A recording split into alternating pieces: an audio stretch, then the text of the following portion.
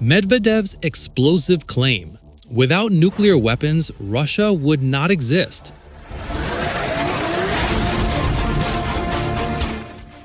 This message was delivered bluntly by Dmitry Medvedev in remarks to Russian state media, where he stated, "Without nuclear weapons, it is quite possible that our country would no longer exist, whether that be the Soviet Union then or Russia today."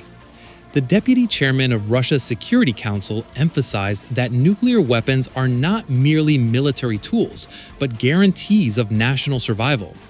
According to Medvedev, without nuclear arms, Russia, or even the Soviet Union in the past, would likely not have survived as a sovereign entity.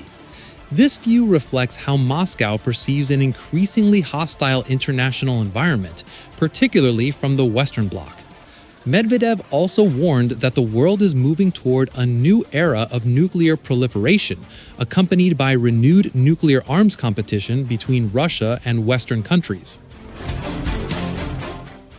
His remarks come amid open acknowledgments by Western analysts and officials that Russia's nuclear arsenal is the main factor restraining NATO from acting more aggressively.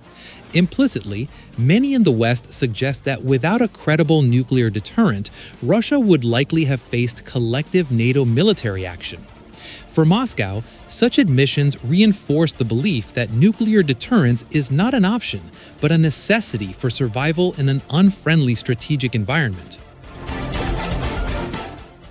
A central symbol of Russia's nuclear deterrent is its Borei-class nuclear-powered ballistic missile submarines. These submarines form the backbone of the sea-based leg of Russia's nuclear triad and carry intercontinental ballistic missiles capable of striking targets across continents. Their presence ensures that even if Russia were attacked first, it would retain a devastating retaliatory capability. This is the core logic of nuclear deterrence, making the cost of attacking Russia prohibitively high. Recognition of Russia's nuclear role has also come from NATO's top military leadership. In November 2024, NATO Military Committee Chairman Admiral Rob Bauer stated that Russia's nuclear weapons are the primary reason the West has avoided direct military confrontation with Moscow. He compared Russia to the Taliban in Afghanistan, but stressed that the key difference lies in nuclear capability. Bauer argued that without nuclear weapons, NATO forces would likely already be operated in Ukraine to push Russia out. A similar view was expressed a year later by former NATO Secretary General Jens Stoltenberg in November 2025. He warned that the main risk of direct conflict with Russia in Ukraine is nuclear escalation. Stoltenberg noted that since the Russia-Ukraine war escalated into a full-scale conflict in February 2022, NATO has pursued two core policies: increasing military, economic, and political support for Ukraine, while ensuring the war does not turn into a direct NATO-Russia confrontation. U.S. President Joe Biden also made clear that the United States would not risk a third world war for Ukraine, underscoring the West's red lines.